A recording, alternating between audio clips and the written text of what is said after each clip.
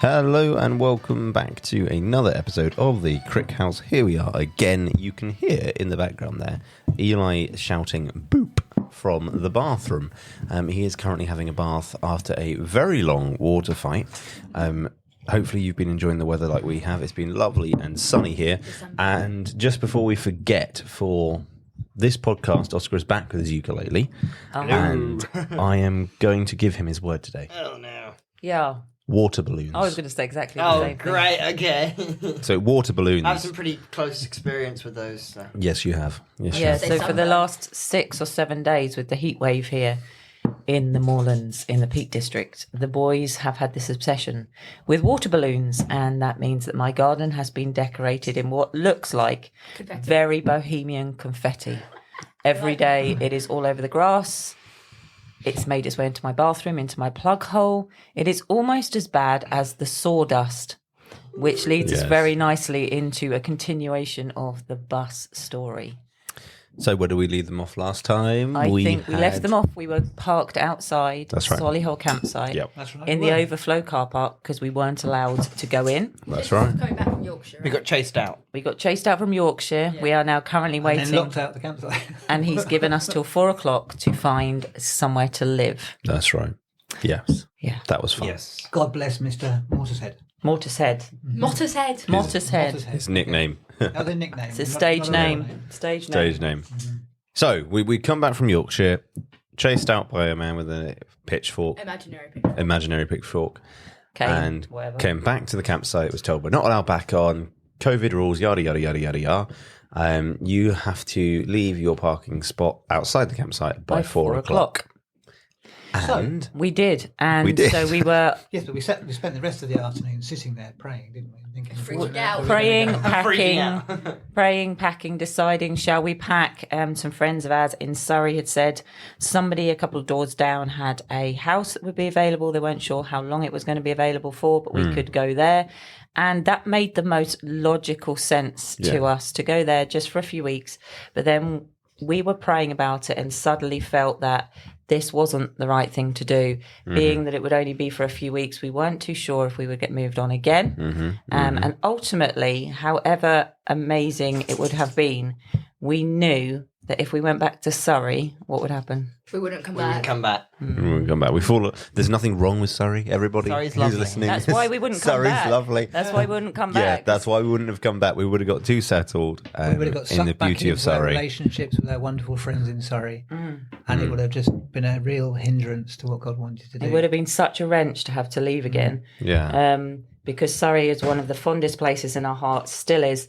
When we go back now, it doesn't feel like home, but it feels like home from the point of view that it's home as in our friends and family are there. And we love the people with all our heart, but it's not our mission field as in where we're supposed to be planted and settled. No, absolutely. So here we are, planted in the Midlands. Yes. And this morning, actually, just to start this off with an encouragement, I was reading in Psalm 92 about where it says, those that are planted in the house of God shall flourish in its courts. They shall be fresh and flourishing, and they shall still bear fruit in all old age. Amen. So it is incredibly important that we are planted by the Lord. And if you want to see the full blog on this, it's on our Pioneers and Praisers website. That's right. So that's www.pioneersandpraisers.wordpress.com. And you can follow a lot of our antics on there. We have a lot of moments where the Lord speaks and we blog and we share with the world, with the nations, whatever that might be. And there is some stuff on there so you can get and read it. She means where Jamie blogs. There's actually a lot of the children's blogs on there. Yes, we we blogged did as some well. blogging. You We just have don't a- have writers Guild in your No, head. you do have writers. Anyway. Okay, so we're sitting on the campsite. We have the piece to go to Devon. In actual fact, can I just correct something here? We're going to have a marital. Oh, dear. He does have a writer's gift. He just doesn't know how to use the app. Admit. That is not surprising. Admit. I can attest to this. Dad made some great stories growing up. problem with the microphone. This morning he was watching me do my blog dear. and said, "Oh, can you put pictures in?" Oh, my gosh. What are you from, the Dark Ages? Tech geek over there, host Hogan. So no, I'm trying to build you up without tearing you down. Kind That's of. not working. No, it's not working. You do have a writing gift, and very often Gary will write something to me, and I will blog it for him because it is impactful. So anyway, yes, it is really important to know where God has planted you because you will be fresh and flourishing. That scratching noises in the background is not that we have large rats in the house. We actually have a dog that had a very bad haircut the other day. And Let's not go into we that. won't name who did it. It wasn't Ariel. a professional. And he is currently scratching away at the rug. I think he's trying to find his hair. Okay, this is a life lesson for everyone. If you love dogs, it does not mean you're a groomer. Yeah, you're not a dog groomer. He's a slightly different. So anyway, sorry. Getting back to the the story. Yes. So it's so important to know where God has planted you. And at that moment in time, we knew God had planted us in the Midlands. And we knew that if we went back to Surrey, having taken us out of Surrey and sent us to a land that he was showing us, if you like Abraham, we knew that we would look back and that we would be very easily, especially in this time of crisis in our nation, we would be tempted to stay and remain. And it would have been very easy for the natural circumstances around us to satisfy our soul and for us to feel just comfortable again. And in Psalm 23, it says, he leads me beside still waters. Yeah. And in that place, he restores my soul. Now, at this moment in time, it didn't feel like we were in any place of still waters, but in our hearts, all of us agreed, as crazy as it sounded, we would trust my very good friend in Devon, the fact that she said, there's a place to be here and you can just come here for as long as you need. We didn't know Devon. No, we We'd didn't. been maybe once on a holiday down there. Well, we went once on a holiday down there, didn't we? And the last time we went was to Croyd Bay. And let's just say our experience at Devon wasn't great. Is that Devon or Cornwall? I don't- think it might be on the borders. I think it's that area. It's the West Country. Yeah, but our first experience of that particular area wasn't great, was it? Because it took us longer to get there than we thought, and we ended up getting there in the dark. And one of the only roads into Croyd Bay, is via a big cliff. And in the dark, if you look over, you can see the sea, and it looks like it's just a drop. And the road is thin, and it's two-way traffic, and it's very, very scary. And Noah went the entire drive with his head in a pillow. That was Mum. I had my head in a pillow. A couple of us were absolutely terrified, and we were wondering how on earth we'd ever get a Croyd without having to take that road. Anyway, we found a back road, and it was all good. But that was our first experience of that area, wasn't it? So I think those kind of things were playing in our mind when we were sitting in this car park thinking, okay, God, the only people we know down there is our precious friends who actually we'd met right at the start of Manor, 2007? 10, 15 years ago, maybe, not even before Manor was a charity. So this was our only experience, and this was a real Abraham moment. Go to a place that I will show you, and also a moment where there was a Goshen waiting for us, and we didn't realise at this point in time that this was going to be it. So packed the bus. Yep, We left the car in the car park. We did. because we couldn't drive both. which meant They were actually very the gracious. bus was our only Allowed us to vehicle. leave the car there. So now the bus was our only vehicle, and we set off about 5 o'clock. Actually, no, it was later than that, wasn't it? We set off about 7 o'clock. I must add, We dragged it out, didn't we? I must add, we had just managed to order off Amazon a China dinner set, just the basics one. I remember because this. we were fed up of eating off camping plates. I was so proud after a couple of months to have China. I mean, I don't know if you guys, you love camping. Camping's great. Melamine's fantastic. But there comes a time when a cup of tea in a Melamine mug, sorry, but it feels like you're drinking out of a hospital mug. And I was just like, oh my goodness, Father, I just need a China set. And I was so pleased. This set was in my cupboard, in this Wren Kitchen little cupboard. And it was there. And, this was great. And all nice and safe, in this bus. And we packed and we left at 5 p.m. Yes, we and did, we yeah. started to make our way down the motorway. Eli was quite young at that time. Yeah. And we kept going past Bristol, getting towards the borders of Devon. This and is the where the lights fun started to happens. fade. By this time, yes, it was getting dark. I was driving in the front, and Noah was with me, I think. Everyone Yeah, I else was in the next to back, you. And we were banging down the road. We were banging. We'd just got onto the motorway to go across the border into Devon. And then, All of a sudden, in the rearview mirror, This is Noah's well, not the favourite part. rearview mirror, the wing mirrors, I saw the lights of a BMW. And I recognised them because at the time, I absolutely loved watching Police Interceptors, and I could recognise the BMW's headlights. And I looked at them and thought, oh, they've appeared out of nowhere. That's a BMW. I bet it's a... And no sooner had I said it, the blue lights started flashing and the police were right behind us, followed by another cop car. Well, I say cop car, we're in Britain, aren't we? Police car. And they tried to pull the bus over. Now, heavens knows what they would have done if we hadn't pulled over. Would they have been able to stop a bus? I don't know. But the good news is we did stop and we pulled over at the side of the road. And this police officer walked round to us looking at this vehicle like we were crazy. And he ordered me and Dad out the bus.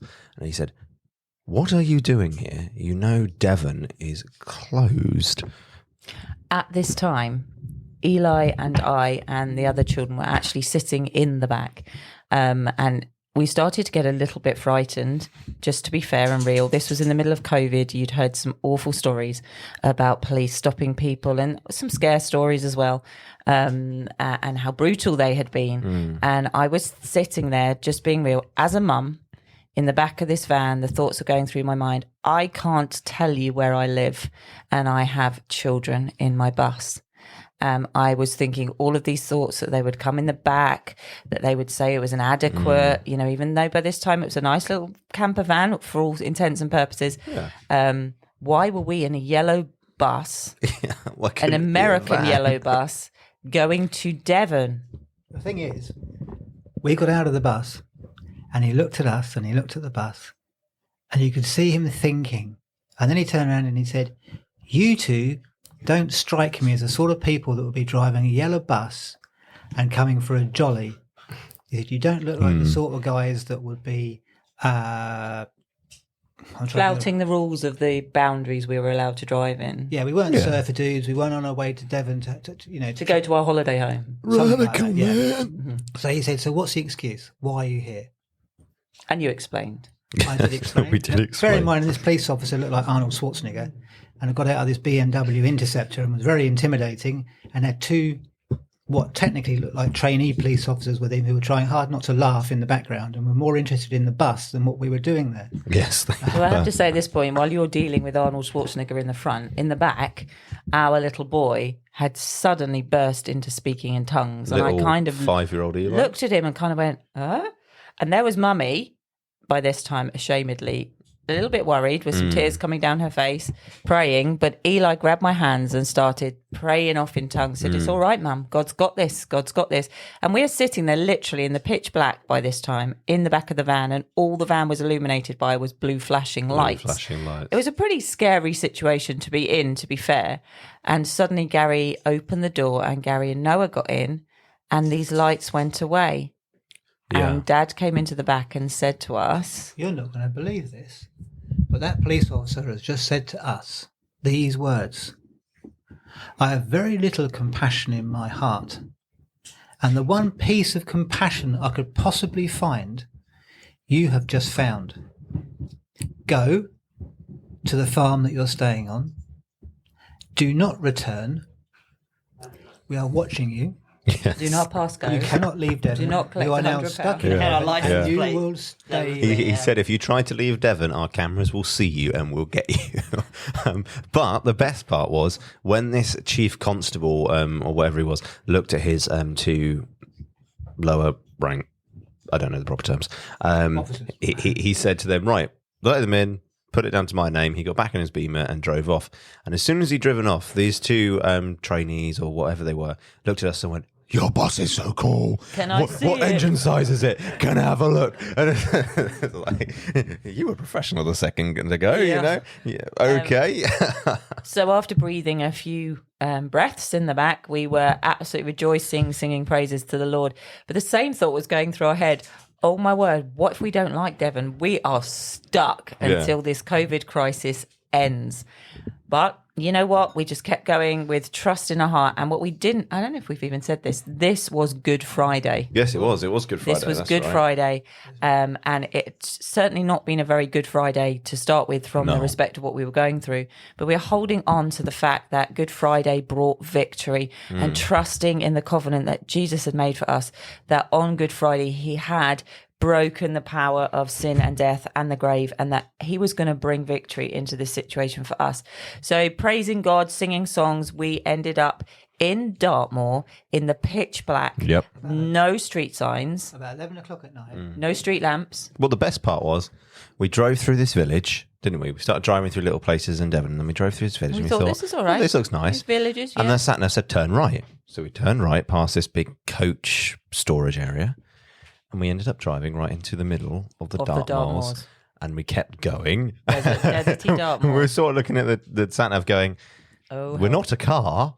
We're a dirty, great big American school bus. Are we gonna If get you get down us in this trouble, lane? Cattle grids. we're stuck. Yeah, we had to go through a cattle grid. We almost didn't fit let's through. tell the story of the cattle grid. Is there a story of the cattle Yes, grid? so we are Gary's bringing this lovely big American school bus down these Dartmoor lanes. I'm looking out the window, not seeing anything because it's pitch black, and suddenly we hit the Oh. and my cupboard flies open and my china plates go smashing all over the floor. Back to plastic. Yes, including some of the food came flying out the fridge, and I'm sitting there with my feet surrounded by eggs and plates and everything else thinking, oh, Father, can this day get any better? And Noah and I were in the front, wondering where we were, trying to suppress laughter. But It suddenly, was, yeah. from the Dartmoors appeared a light. We could Yes, see the light. yes. Oscar, what was the light? The light beacon. Yeah, is- exactly. Okay, so we drive into this dark farm, and this light is it's about man's head level coming towards the bus, and it is a man's head because it's the farmer. And no offense to the gentleman, he's a wonderful, wonderful guy. But at the time, in the situation we were in, it sort of Was scary. It was a bit scary because he was there with quite wild Devonish hair, and his big light strapped to the front, and he was just walking along from the fields with a torch stuck to his head. He looked like a mad professor. He did. Let's just be honest. You're a wonderful person. But He did at that moment. He did. He eventually became incredibly special to Oh, he us. did. Yes. But this lovely gentleman, are you Gary and Jamie? Well, yes, we were the ones in the bus. And directed Gary through a gate. And here was Gary thinking that this field would be lovely and flat, and we would just drive straight in and straight into the middle of the pigs, which was obviously what was on all our minds. I could not drive into this gate. I had to reverse in, so I had to go past the gate and then reverse back into the gate. And imagine the big yellow bus has got a huge overhang on the back of it. We're talking like a 6-foot overhang. And I couldn't see a thing. I literally saw nothing. And I had to reverse back into this field, trusting the farmer and Noah, who by this time had got out. And they were both trying to guide me. And the incline took me by surprise, because all of a sudden the bus, I nearly took off down this hill. I managed to slam the brakes on in time, but it was a very steep slope going down, wasn't it? It was indeed, and there were the children and I hanging on in the back, surrounded by eggs and smoke and broken china. And this lovely gentleman told us to turn in and keep turning, and we eventually got through these gates and turned into what was like a rough ground area. As Gary pulled the bus lights into what was like a rock that had been dug out, all I could see around us was cars and metal. And, obviously this is where this gentleman had stored all his, bits and pieces from around the place that he didn't need, but told us to reverse in and all would be well. It was not until the morning that I realised exactly where God had put us, because that morning God had given me a word when I was spending time with him that he was going to hide us in the cleft of a rock. And I thought, what does that mean, God? And in the morning when we woke up, you'll understand why. But as Gary reversed the bus into this dugout rock face, I was in a bit of a way, I have to say. I was shattered. We were hungry. We were tired. I had no clue who this lovely gentleman was with the mad torch that was flashing around our bus. There was no electricity at this point hooked up to our bus. We didn't know where we were. We were convinced we were in the middle of prodigal son pig farming. Yes. And as the bus backed in to this cleft of the rock, I looked out the front window screen and I just heard the Spirit of God say to me, I've got you. And as Gary backed and the window screen came into view, straight out the front of our window screen on this gentleman's barn was a lit up cross. Yeah. Good Friday, 10 to midnight, just before we turned into Easter Saturday. In the centre of our screen was a lit up cross. And it was just like God saying, trust me, I have got you. It was about 10 foot high.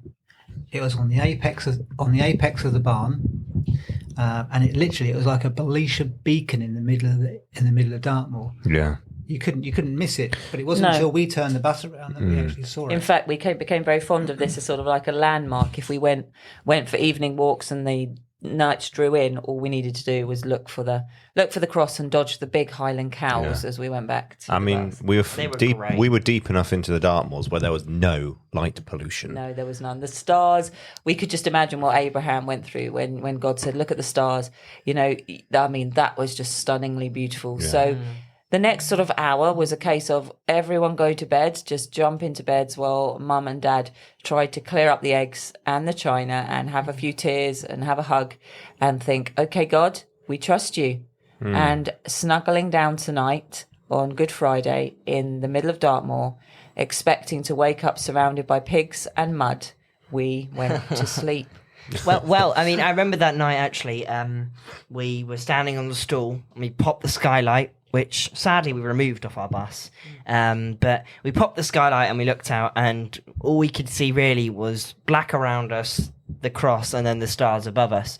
I remember us going to bed that night and waking up the next morning. And are we doing the next morning Are we now, doing the next or is that morning, the or- next episode? Oh, I don't know. Maybe that'd be a good cliffhanger. Yeah. Let's leave it there. And then we Where woke up the did next we wake morning, up? Where did sleeping we on wake this what we thought was a pig farm. Well, it could have been. It could have been. It might have been a pig farm. There were certainly some pigs that we lived with. Oh yes, absolutely, Noah. Little family joke there. Let's just leave it on this, shall we? Oh, ouch! Jamie- Hang on, pennies just dropped. Jamie We're just gonna have said- discussions after this. Jamie just said that she'd felt something to do with the cleft of the rock. And whilst we're in it, Exodus 33:22 says, "So it shall be while my glory passes by, that I will put you in the cleft of the rock and cover you with my hand while I pass by." Something. Sorry, go on. I'm going to say we were most definitely in the cleft of a rock.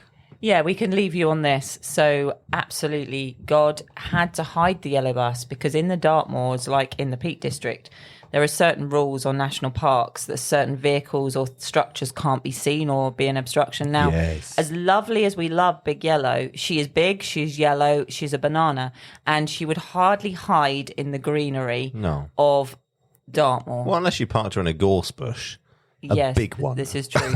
So the fact that God said, I'm going to hide you in the cleft of a rock, we'd overcome the police, but the Dartmoor National Park was another thing. Yes, ma'am. And They're this authority unto themselves, and this aren't they? gentleman's had issues before with having things on his land. So the fact that God had actually tucked us up in the cleft of a rock, and I'll leave you on this. We woke up the next morning and popped the skylight and looked around, and we were literally hidden in the cleft of a rock, an old silo pit. Yeah. One side was cars, Yeah. the other side was metal and Yeah. rusted up springs and all kinds of things. But it was a 20-foot wall all around us, wasn't it? Chalk wall. Absolutely. And as we turned around, we soon realised that we were in, and we'll tell you that on the next Yeah. episode. There was a field behind us, full of animals, of which we will leave nameless. But we won't tell you where we were, No. or what we were doing, No, absolutely. or what it was like, or how we coped, Or what we saw. until next How many hook points can we give them morning. here? Yeah, well, we're going to wake up on Easter morning next time, so make sure you tune in. Absolutely. So, just to say, if it looks like right now things are crazy and you are not seeing the fruit of God in your life, take a moment. Psalm 93 says, those that are planted in the house of God shall flourish. They shall be fresh and flourishing. They shall bear fruit in old age. He plants us in the house of God. He plants us in a body. It may not make sense to our natural mind. It may not make sense to what we want as a person or as a family or the area that we want to be in. But if God has planted you somewhere, don't uproot yourself. That's right. And that is why we chose not to go back to Surrey at this moment in time, because we knew God had sent us to be in Birmingham, to be part of West Bromwich, to be part of an amazing church there. And we knew that if we went back to Surrey, we would have all the temptation to return. Absolutely. And we knew that we needed a stopgap so we could get back to the place that God planted our family in. That one Burger King in Surrey would have just sealed the deal for It me. would have done. It would have Sorry, everybody down there, but it was the Burger King. And Lynn's meals. Oh, Oh, Lynn's Lynn and cakes. Dwayne's meals and cakes. I'm sorry, that would have been a desperate cry. Yeah, I'm sorry. As long as Dwayne could keep his food on the fork. But that's another story. Anyway, we'll leave it with this one, okay? Talking of refuge, the Lord said in Psalm 91, verse 2, I will say, this is what we did in the morning. We woke up in the morning and this was literally on our lips. I will say of the Lord, he is our refuge and our fortress, our God. in In whom? him we will trust. Amen. We trust. So, Oscar, Yes. are you ready with your water balloons? I think so. The water balloon song. He's currently being attacked. Well, not attacked. He is being fussed by Pip, who has the biggest paws ever. He's like a miniature sheepdog. He's like a Dulux dog, but in mini form. Yeah. All right. Over to you, Maestro. Wide. Okay. Right. You can't see, but I'm trying to balance my iPad as a turbo case. Because there we go. Right, there we go. Okay. Okay. So this is a personal experience of what happened this afternoon. Okay, so hold on. There we go. That'll do.